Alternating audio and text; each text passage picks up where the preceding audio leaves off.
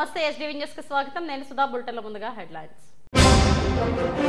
ఉత్తరాంధ్ర ఉపాధ్యాయ MLC ఎన్నికల బరిలో 10 మంది అభ్యర్థులు ఎవరూ ఉపసంహరించుకోకపోవడంతో 10 మంది అర్హులైనని ప్రకటించిన జిల్లా ఎన్నికల అధికారి collector Harindra Prasad.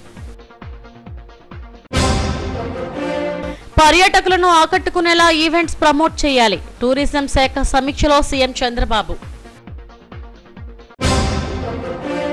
Bird flu పట్ల ఎవరూ ఆందోళన చెందాల్సిన అవసరం లేదు. కూటమి ప్రభుత్వం అన్ని చర్యలు తీసుకుంటుందన్న మంత్రి అచ్చెన్నాయుడు. తిరుమలలో సందడి చేసిన తండేల్ చిత్ర బృందం. శ్రీవారి దయవల్లే సినిమా విజయవంతమైందని వెల్లడి. ఉత్తరాంధ్ర ఉపాధ్యాయ ఎమ్మెల్సీ ఎన్నికల బరిలో 10 మంది అభ్యర్థులు రంగంలో ఉన్నారు. నామినేషన్ల ఉపసంహరణకు గురువారం సాయంత్రం గడువు ముగియడంతో ఎవరూ ఉపసంహరించుకోలేదు. దీంతో నామినేషన్లు వేసిన 10 మంది అభ్యర్థులు ఎన్నికల బరిలో ఉన్నట్టు జిల్లా ఎన్నికల అధికారి కలెక్టర్ హరీంద్ర ప్రసాద్ ప్రకటించారు. ఉత్తరాంధ్ర ఉపాధ్యాయ ఎమ్మెల్సీ ఎన్నికల నగారా మోగింది. ఈ ఎన్నికలకు మొత్తం 10 మంది అభ్యర్థులు నామినేషన్లు వేశారు. ఉపసంహరణకు గడువు కూడా పూర్తవడంతో 10 మంది అభ్యర్థులు ఎన్నికల బరిలో మిగిలారు. ఈ నెల 27వ తేదీన పోలింగ్ జరగనుంది. మార్చి 3వ తేదీన కౌంటింగ్ నిర్వహించనున్నారు. ఈసారి ఎన్నిక రసవత్తరంగా మారనుంది. ఈ నెల 3వ తేదీ నుంచి 10వ తేదీ వరకు నామినేషన్లు స్వీకరించారు. 10 మంది కూడా స్వతంత్ర అభ్యర్థులుగానే నామినేషన్లు వేశారని, ఎవరూ ఉపసంహరించుకోలేదని జిల్లా ఎన్నికల అధికారి కలెక్టర్ హరీంద్ర ప్రసాద్ చెప్పారు. వీరంతా పోటీలో ఉన్నట్టేనని ప్రకటించారు. 3వ తారీఖు ఫిబ్రవరి నెల 2025 మనము ఎలక్షన్ నోటిఫికేషన్ జారీ చేయడం జరిగింది. ఆ రోజు నుంచే నామినేషన్ స్వీకరణ ప్రారంభమైంది. 10వ తారీఖు దాకా జరిగిన నామినేషన్ ప్రక్రియలో మనకు 20 నామినేషన్స్ వచ్చినాయి. 10 మంది అభ్యర్థుల నుంచి నామినేషన్స్ రావడం జరిగింది. ఈ నామినేషన్ స్క్రూటినీ అనేది 11వ తారీఖు ఫిబ్రవరి నెల చేపట్టడం జరిగింది. ఈ స్క్రూటినీ ప్రాసెస్లో 4 నామినేషన్స్ రిజెక్ట్ చేయడం జరిగింది. 16 నామినేషన్స్ అక్సెప్ట్ చేయడం జరిగింది. ఈ ప్రాసెస్లో బరిలో ఉన్న 10 మంది నామినేషన్స్ కూడా అక్సెప్ట్ చేయడం జరిగింది. విత్డ్రాయల్ ప్రక్రియ అనేది ఈరోజు కంప్లీట్ అయింది. ఈరోజు 3 గంటల దాకా వాళ్ళకు అభ్యర్థులందరికీ కూడా విత్డ్రాయల్కి సమయం ఉండగా ఎవరు కూడా విత్డ్రాయల్ చేయలేకపోవడం వల్ల బరిలో ఇప్పుడు 10 మంది క్యాండిడేట్స్ కూడా ఉన్నారు. ఈ 10 మంది క్యాండిడేట్స్ కూడా రానున్న ఎలక్షన్స్లో కంటెస్ట్ చేయడం జరుగుతుంది. ఈ నెల 27వ తేదీ ఉదయం 8 గంటల నుంచి సాయంత్రం 4 గంటల వరకు పోలింగ్ జరుగుతుందని కలెక్టర్ హరీంద్ర ప్రసాద్ తెలిపారు. మార్చి 3న కౌంటింగ్ ప్రారంభమవుతుందని, 8వ తేదీతో ఎన్నికల ప్రక్రియ ముగుస్తుందని స్పష్టం చేశారు. జిల్లాలో 22,493 మంది ఓటర్లు ఉండగా వీరి కోసం 123 పోలింగ్ కేంద్రాలు ఏర్పాటు చేసినట్టు చెప్పారు. తొలి విడత జాబితా ప్రకారం 21,555 మంది ఓటర్లు ఉండగా ఈ నెల 10వ తేదీ నాటికి వచ్చిన దరఖాస్తులను పరిశీలించి తుది జాబితా సిద్ధం చేశామని చెప్పారు. కొత్తగా 983 మంది ఓటర్లు పెరిగారన్నారు. విశాఖలో 13, అనకాపల్లిలో 24, అల్లూరు జిల్లాలో 11, విజయనగరంలో 29, పార్వతీపురం మన్యంలో 15, శ్రీకాకుళంలో 31, మొత్తం 123 పోలింగ్ కేంద్రాలు ఏర్పాటు చేశామని తెలిపారు. డేట్ అనేది 27 ఫిబ్రవరి 2025, 27 ఫిబ్రవరి 2025 పొద్దున 8 గంటల నుంచి సాయంత్రం 4 గంటల దాకా ఈ ఎలక్షన్ ప్రక్రియ జరుగుతుంది. ఈ ఎలక్షన్లో టీచర్స్ అందరూ కూడా ఓటర్స్గా నమోదు కాబడి ఉన్నారు. మొత్తం సంఖ్య చూస్తే ఎలక్టర్స్ ఒక సంఖ్య చూస్తే మేల్ ఎలక్టర్స్ తీసుకుంటే 13,580 మంది 13,508 electors are there. Female electors వచ్చేటప్పటికి మహిళలు వచ్చేటప్పటికి 8,985 8,985 ఎలక్టర్స్ ఆర్ దేర్. మొత్తం మీద 22,493 22,493 ఎలక్టర్స్ అర్హత కలిగి ఉన్నారు ఓటు వేయడానికి. సో వీళ్ళందరూ కూడా 27వ తారీఖు ఫిబ్రవరి నెల మార్నింగ్ 8 నుంచి సాయంత్రం 4 గంటల దాకా మనము నోటిఫై చేసిన పోలింగ్ కేంద్రాల్లో వాళ్ళ యొక్క ఓటు హక్కుని వినియోగించుకోవడం జరుగుతుంది. సో ఈ మన నియోజకవర్గం ప్రస్తుతం ఉన్న 6 జిల్లాల్లో స్ప్రెడ్ అయి ఉన్నాయి. ముందు ఉన్న ఉమ్మడి 3 జిల్లాలు 2022లో 6 జిల్లాలుగా విడగొట్టడం జరిగింది. సో శ్రీకాకుళం, విజయనగరం, పార్వతీపురం మన్యం, అల్లూరి సీతారామరాజు, విశాఖపట్నం, అనకాపల్లి ఈ 6 జిల్లాల్లో ఉన్న 123 పోలింగ్ కేంద్రాల్లో వాళ్ళు ఒక ఓటు హక్కుని వినియోగించుకోవడం జరుగుతుంది. ఈ పోలింగ్ కేంద్రాలు అన్నీ కూడా ఎలక్షన్ కమిషన్ వారు ఆమోదించడం జరిగింది. ఈ పోలింగ్ కేంద్రాలు అన్నింటిలో కూడా అష్యూర్డ్ మినిమం ఫెసిలిటీస్ అంటే drinking water, ramp, electricity, toilets ఇవన్నీ కూడా ఫర్నిచర్ ఇవన్నీ కూడా ప్రొవైడ్ చేయడం జరుగుతుంది. అక్కడ షేడ్ అవన్నీ కూడా ఏర్పాటు చేయడం జరుగుతుంది. వాలంటీర్స్ ద్వారా మనకు ఎవరైనా మొబిలిటీకి హెల్ప్ చేయాలంటే కూడా అవన్నీ కూడా ఏర్పాటు చేయడం జరుగుతుంది. ఈ ఎలక్షన్ కార్యక్రమానికి సంబంధించిన జిల్లా స్థాయి బందోబస్తు ప్లాన్ కూడా మనం ఏర్పాటు చేసుకున్నాము. కావాల్సిన సెక్యూరిటీ అరేంజ్మెంట్స్ కూడా పోలీస్ శాఖ ఒక సహకారంతో మనము ప్రొవైడ్ చేయడం జరుగుతుంది. పోలింగ్ ప్రాసెస్లో ఎటువంటి ఇబ్బంది లేకుండా ఏ ఓటర్ని వాళ్ళు ఎవరు ఫియర్ కానీ ఇంటిమిడేషన్ కానీ చేయకుండా ఈ ఎలక్షన్ ప్రాసెస్ని కండక్ట్ చేయడానికి పూర్తి స్థాయిలో ఉత్తరాంధ్ర ఉపాధ్యాయ ఎన్నికలకు సంబంధించి కౌంటింగ్ ప్రక్రియను ఏయూ ఇంజనీరింగ్ కళాశాల వేదికగా నిర్వహించనున్నారు. ఎన్నికల సంఘం ఆమోదిస్తే పూర్తిస్థాయి చర్యలు తీసుకుంటామని కలెక్టర్ వెల్లడించారు.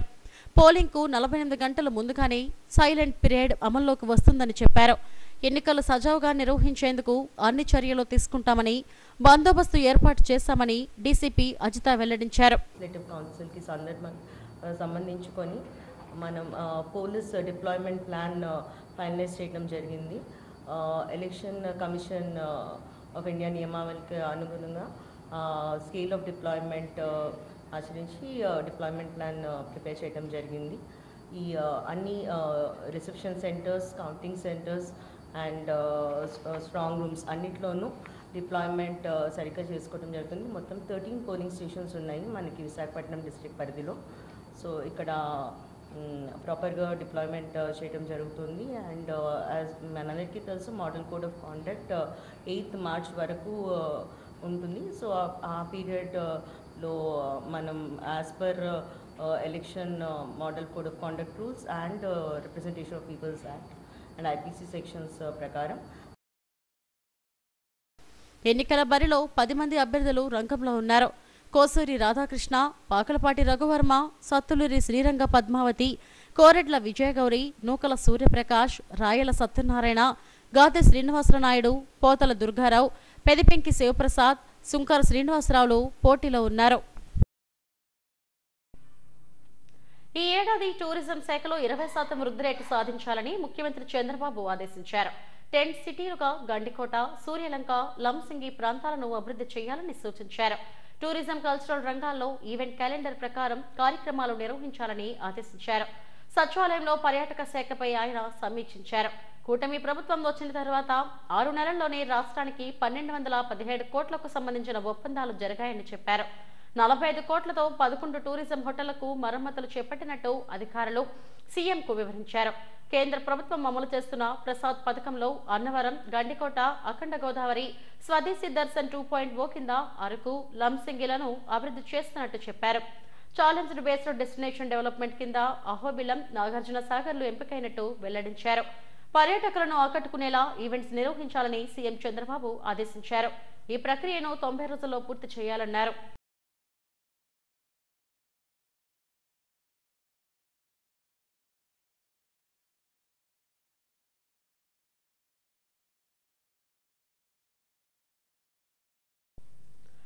దక్షిణాది రాష్ట్రాల పర్యటనలో ఉన్న ఉప ముఖ్యమంత్రి పవన్ కళ్యాణ్ తమిళనాడు రాష్ట్రంలోని స్వామిమలై స్వామినాథ స్వామి క్షేత్రాన్ని దర్శించుకున్నారు. షష్ఠ షణ్ముఖ క్షేత్ర యాత్రకు శ్రీకారం చుట్టిన పవన్ కళ్యాణ్ ఆలయాలను దర్శించుకుంటూ పూజలు నిర్వహిస్తున్నారు. ఆలయ ప్రాంగణంలో స్కంద షష్ఠి కలశ పారాయణంలో పాల్గొన్నారు.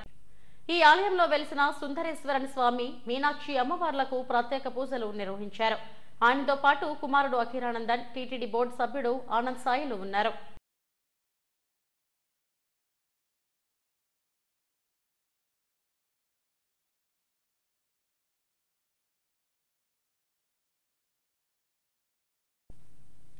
తూర్పుగోదావరి జిల్లా సీతానగరం మండలి మెర్తిపాడులో బర్డ్ ఫ్లూపై అధికారులు అప్రమత్తమయ్యారు.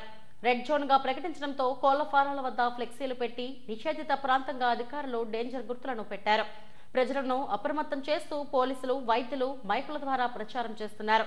సీతానగరం మండలంలోని 15 కోళ్ల ఫారాల్లో మెడికల్ బృందాలు పర్యటిస్తున్నాయి. మెర్తిపాడు గ్రామంలో ఇప్పటికే సెక్షన్ 144ను అమలు చేస్తున్నారు. పోలీస్ పీకెటింగ్ ఏర్పాటు చేశారు. అయితే బర్డ్ ఫ్లూపై ఆందోళన చెందాల్సిన అవసరం లేదని మంత్రి అచ్చెన్నాయుడు తెలిపారు. ప్రభుత్వం నిరంతరం అప్రమత్తంగా ఉంటూ దాని నియంత్రణకు చర్యలు చేపడుతుందని చెప్పారు. కేంద్ర ప్రభుత్వ పశుసంవర్ధక శాఖ జాయింట్ సెక్రటరీతో పాటు భోపాల్లోని ల్యాబ్ శాస్త్రవేత్తలతో చర్చించామన్నారు. ఈ విషయంలో ప్రజలు ఆందోళన చెందాల్సిన పనిలేదని, ఉడికించిన గుడ్లు, మాంసాన్ని నిరభ్యంతరంగా తినొచ్చని స్పష్టం చేశారు.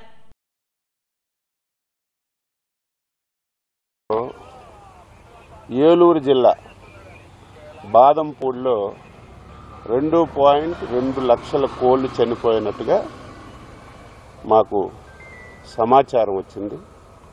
అదేవిధంగా వెస్ట్ గోదావరి జిల్లా వేల్పూర్లో 2.5 లక్షల కోళ్లు చనిపోయినట్టుగా సమాచారం వచ్చింది. ఎన్టీఆర్ జిల్లా గంపలగూడెంలో ఒక 7,000 కోళ్లు చనిపోయినట్టుగా సమాచారం వచ్చింది. వెస్ట్ గోదావరి జిల్లా కానూరులో 65,000 కోళ్లు చనిపోయినట్టుగా మాకు సమాచారం వచ్చింది. వెంటనే రాష్ట్ర ప్రభుత్వం అలర్ట్ అయి అధికార యంత్రాంగానికి పంపించి అక్కడ ఏవైతే చనిపోయే బర్డ్స్ అన్నీ కూడా అత్యంత ఆధునికమైనటువంటి ల్యాబ్ భోపాల్లో ఉంటే అక్కడ పంపించాం.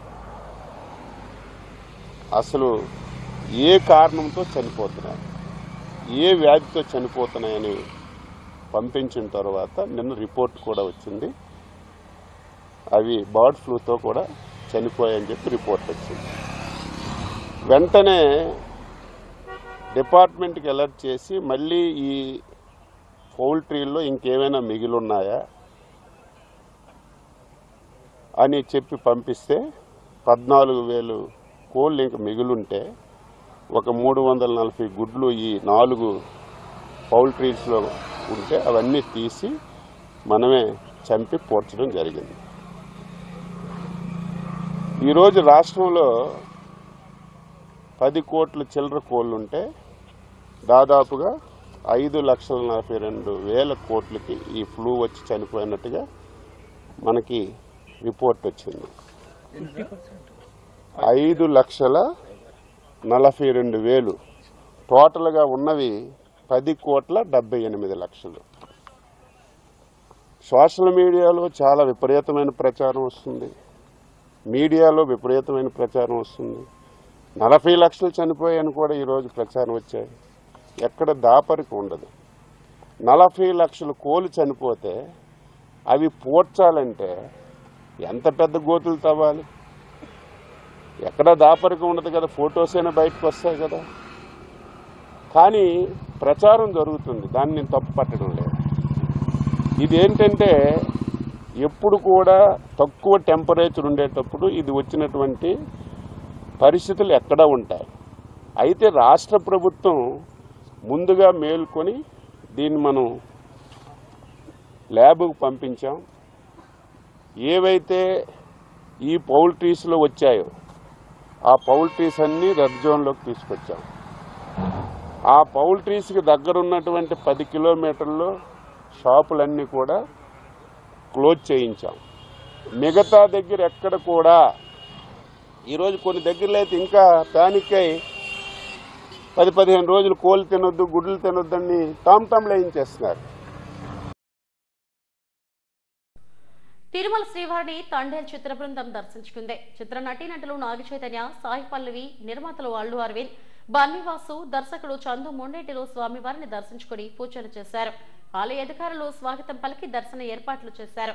అనంతరం ఆలయం వెలుపల దర్శకుడు చందు మీడియాతో మాట్లాడారు. సినిమా రిలీజ్కు ముందు చిత్ర నిర్మాత బన్నీవాసు స్వామివారిని దర్శించుకున్నారని, ఆయన దయతో చిత్రం విజయవంతమైందని చెప్పారు.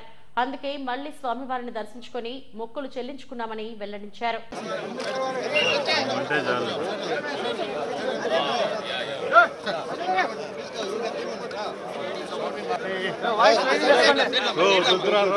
సినిమాకి ముందు, మా తండేల్ సినిమాకి ముందు వాసు గారు వచ్చి స్వామిని కోరుకున్నారు. ఈ సినిమా చాలా పెద్ద హిట్ అవ్వాలి, అఖండ విజయం అవ్వాలని. ఆయన కోరిక ఫలించింది, స్వామి కరుణించాడు. అందుకని ఆయన కోరిక అందరూ మళ్ళీ మొక్కు తీర్చుకోవడానికి నేను, వాసు గారు, మా హీరోయిన్ అరవింద్ గారు అందరూ ఫ్యామిలీతో సహా ఇక్కడ వచ్చామండి. Thank you very much. Telugu ప్రేక్షకులకు కూడా ఈ సినిమాని ఇంత అఖండ విజయాన్ని ఇచ్చినందుకు అందరికీ ధన్యవాదాలండి. ముఖ్యంగా వెంకటేశ్వర స్వామి.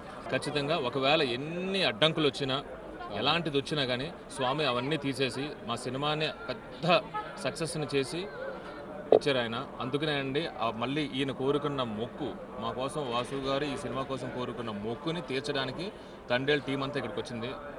ఖచ్చితంగా మళ్ళీ ఇంకొక సినిమాకి మళ్ళీ వచ్చి ఇంకొక మొక్కు కోరుకుంటాం. అటవీ ప్రాంతాన్ని కార్పొరేటర్లకు కట్టబెట్టే లక్ష్యంతో ఏర్పాటు చేసిన ఆపరేషన్ కగార్ను వెంటనే నిలిపివేయాలని ఆదివాసీ ప్రజా సంఘాలు డిమాండ్ చేశాయి. జీవీఎంసీ గాంధీ విగ్రహం ఎదుట నిరసన తెలిపాయి. ఏడాదిగా బస్తరు అడవుల్లో కేంద్ర ప్రభుత్వం ఉచ్చుకోత సాగిస్తుందన్నారు. మావోయిస్టులను మట్టుపెడుతూ అటవీ సంపదను కార్పొరేట్లకు అప్పగించే విధానాలను ప్రధాని మోడీ వెంటనే విరమించుకోవాలని నేతలు డిమాండ్ చేశారు. ఆదివాసీల మనుగడకు జీవనోపాధికి తెచ్చిన చట్టాలను పునరుద్ధరించాలని కోరారు. ఈ కార్యక్రమంలో ఆదివాసీ ప్రజా సంఘాల నేతలు అమృతరావు, కొండయ్య, బూసి వెంకట్రావు తదితరులు పాల్గొన్నారు. ఈ దేశంలో రాజ్యాంగం కానీ చట్టాలు కానీ ఈ కేంద్ర ప్రభుత్వానికి అలాంటి అవకాశం ఇవ్వలేదు.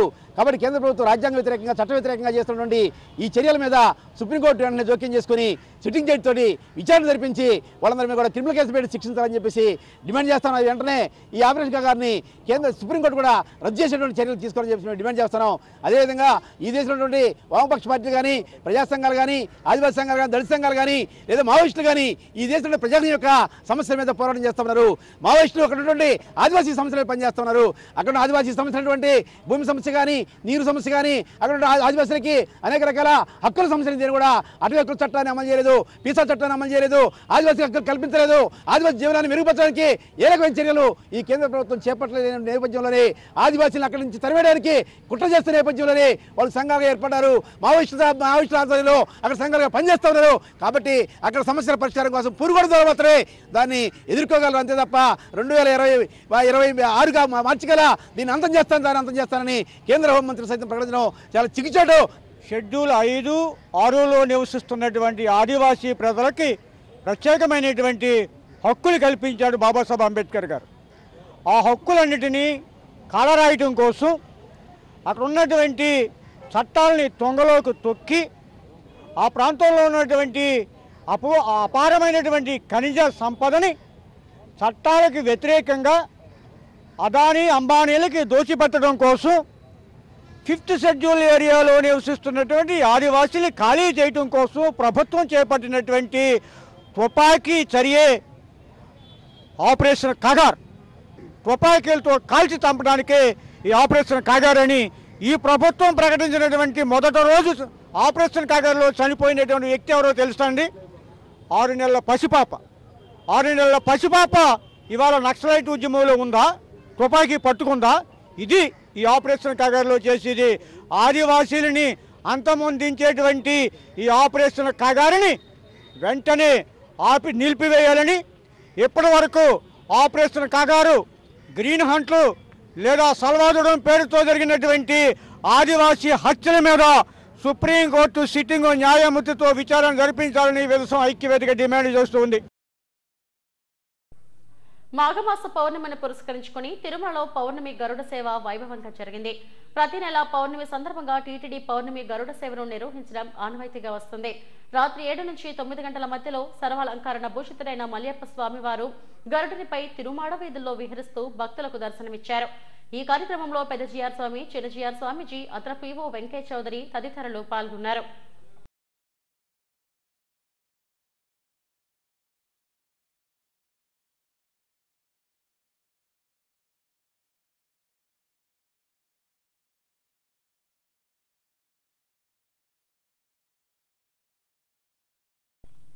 ప్రభుత్వ స్థలాలను కబ్జా చేసే వారి ఆస్తులను జప్తు చేయాలని సంఘమిత్ర సూరిబాబు ప్రభుత్వానికి సూచించారు.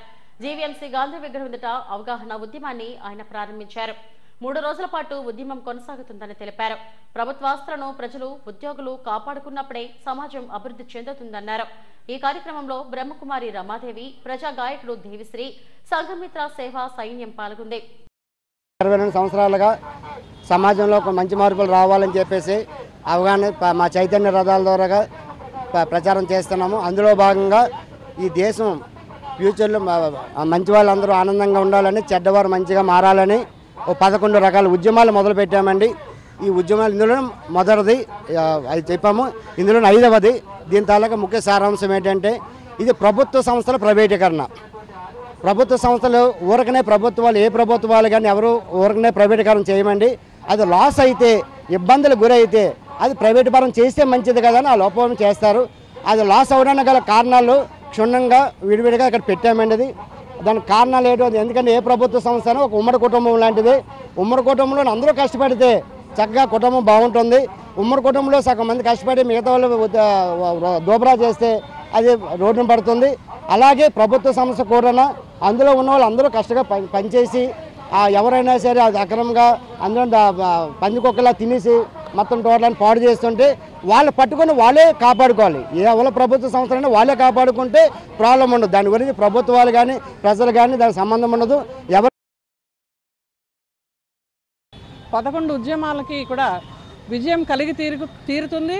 అది ఒక వ్యక్తిగతమైనటువంటి అవసరం కాదు, సామాజికమైనటువంటి దేశభక్తితోటి చేసేటువంటి ఒక బృహత్ కార్యము.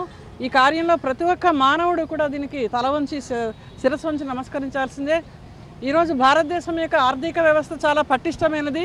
అటువంటి ఆర్థిక వ్యవస్థ ఉన్నటువంటి ఇంత మంచి భారతదేశంలో సువర్ణ గర్భ రత్నగర్భ అయినటువంటి మన భారతదేశాన్ని మళ్ళీ మన ఆర్థిక వ్యవస్థను మనం కాపాడుకోవాలంటే ఈ విధంగా ఉద్యమంలో పెట్టినట్లుగా ప్రైవేటీకరణ అనేది, సంస్థల ప్రైవేటీకరణ అనేది ఎందుకు చేయాలన్నది చేసేయడం కాదు, చేయడానికి ముందు ఉన్నటువంటి ఆలోచనలు పూర్వపరాలు తెలుసుకుని దాన్ని ప్రైవేటీకరణ చేస్తే మంచిది. అలాగే ఉద్యోగస్తులు కూడా, ప్రతి ఒక్క ఉద్యోగి కూడా తమ సంస్థ తల్లి లాంటిది కాబట్టి, తనకి భోజనం పెడుతుంది కాబట్టి, తను ఉన్నటువంటి ఆ మహావృక్షం కింద ఎలాంటి చీడ పురుగులున్నా సరే పట్టుకోవాల్సిన బాధ్యత క్రైమ్ డిపార్ట్మెంట్ వాళ్ళది, పోలీస్ డిపార్ట్మెంట్ వాళ్ళది కాదు.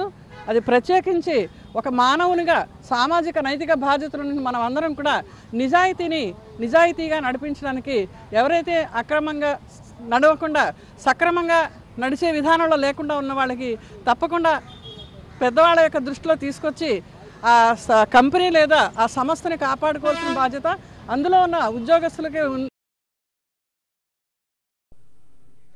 మధురవాడ పరదేశిపాలెంలో ఒక ప్రైవేట్ కళాశాలలో విషాదం చోటు చేసుకుంది. చదువుపై తీవ్ర ఒత్తిడికి గురైన విద్యార్థి కాలేజీ భవనంపై నుంచి దూకి ఆత్మహత్య చేసుకున్నాడు. ఒడిశా రాష్ట్రం రాయ్పూర్ చెందిన చంద్రవంశీ ఇంటర్ సెకండ్ ఇయర్ చదువుతున్నారు. చదువుపై సరైన దృష్టి పెట్టడం లేదంటూ లెక్చరర్ మందలించడంతో మనస్తాపానికి గురైన చంద్రవంశీ కళాశాలపై నుంచి దూకి ప్రాణాలు కోల్పోయాడు. ఈ ఘటనపై ఎస్ఎఫ్ఐ ఆధ్వర్యంలో కళాశాల వద్ద ధర్నాకు దిగారు. విద్యార్థి మృతికి యాజమాన్యమే కారణమంటూ ఆందోళన చేపట్టారు. పిఎంపాలెం పోలీసులు రంగంలోకి దిగి ఎస్ఎఫ్ఐ నేతలను అదుపులోకి తీసుకున్నారు. బాధిత కుటుంబానికి న్యాయం చేయాలని నేతలు డిమాండ్ చేశారు. నారాయణ కాలేజీలో చంద్రవంశీ అనే విద్యార్థి రాత్రి 11:30 తర్వాత 5వ అంతస్తు నుంచి దూకిడం జరిగింది. ఈ దూకినందుకు కారణం అబ్బాయికి 3 నెలలు కిందటే చేయి ప్యాచర్ అయిందంట. ఆ చేయి ప్యాచర్ అవడం వల్ల రెస్ట్లో ఉండి వచ్చాడు అబ్బాయి. వచ్చిన తర్వాత క్లాస్ టీచర్ గారు పిలిచి, నువ్వు ఈ 3 నెలలు రెస్ట్లో ఉన్నావు కాబట్టి చదవకపోతే ఫెయిల్ అయిపోతావు అని చెప్పడం జరిగింది. అసలు ఆ విద్యా సంవత్సరం ఎలా జరుగుతుంది, వాళ్ళ విద్యార్థులు పరిస్థితి ఏంటి, వాళ్ళ చదువు ఎలా ఉంది, వాళ్ళ ట్రస్ట్ ఎలా ఉంది, ఆదివారం పూట కూడా వాళ్ళని తోముతున్నారు కాబట్టి వాళ్ళు ట్రస్ట్కి గురవుతున్నారు. ఈ మధ్యకాలంలోనే చాలా కాలేజీల మీదకి ఎక్కి మమ్మల్ని రక్షించండి అని చూసే సందర్భాలు ఉన్నాయి. కాబట్టి ఇప్పటికైనా సరే చైతన్య నారాయణ యాజమాన్యం మీద పూర్తి చర్యలు తీసుకొని దీనికి ఒక కమిటీ వేయాలి. ఇప్పుడు ఏదైతే సీన్ ఆఫ్ అఫెన్స్ ఎవరు క్లియర్ చేయమన్నారు? మీకు సీన్ ఆఫ్ అఫెన్స్ని కడగమని నారాయణ యాజమాన్యం మీకు ఆదేశాలు ఇచ్చిందా? లేదు పోలీసుల దగ్గరుండి కడిగించారా? ఇక్కడ ఉన్నటువంటి ఏసీపీ గారు దీనికి కొద్దిగా ఎవరైనా ఇవ్వాలి. వెంటనే ఈ కాలేజీని సీజ్ చేసి బాధ్యుడికి వాళ్ళ నాన్నగారు కూడా లేరు కాబట్టి ఆ ఫ్యామిలీని ఆదుకోవాలని ప్రజా సంఘాలుగా డిమాండ్ చేస్తున్నాము. జగదంబ జంక్షన్ లో ఉన్న రెజిమెంటల్ క్రిస్టియన్ బరియల్ గ్రౌండ్ ను ఈస్టర్ సందర్భాన్ని పురస్కరించుకొని పరిశుభ్రం చేస్తున్నామని క్రిస్టియన్ మైనారిటీ కౌన్సిల్ నాయకులు తెలిపారు. తమకు ఈస్టర్ పవిత్ర పర్వదినమని చెప్పారు. అయితే ఈ బరియల్ గ్రౌండ్ చుట్టూ ఉన్న ప్రహారీ గోడపై కొన్ని రాజకీయ పార్టీలు వాణిజ్య ప్రకటనలు, ఫ్లెక్సీలు ఏర్పాటు చేసి ఈ ప్రాంత పవిత్రతను దెబ్బతీస్తున్నారని ఆవేదన వ్యక్తం చేశారు. గతంలో చర్చ్ ఉండే ప్రాంతంలోనే బరియల్ గ్రౌండ్ ఉండేదని తెలిపారు. వీటినన్నిటినీ శుభ్రం చేసి ఈస్టర్ కు బరియల్ గ్రౌండ్ ను సిద్ధం చేస్తామని వెల్లడించారు. రాబోయే ఈస్టర్లో అది మాకు ముఖ్యమైన ఇది కాబట్టి ఫెస్టివల్ లాగా ఉంటుంది కాబట్టి అది క్లీన్ చేసి శుభ్రపరచాలని చెప్పి ఉద్దేశంతో మేము ఇక్కడ నీట్గా ఉంచాలని చెప్పి మేము ఇక్కడికి వచ్చాం.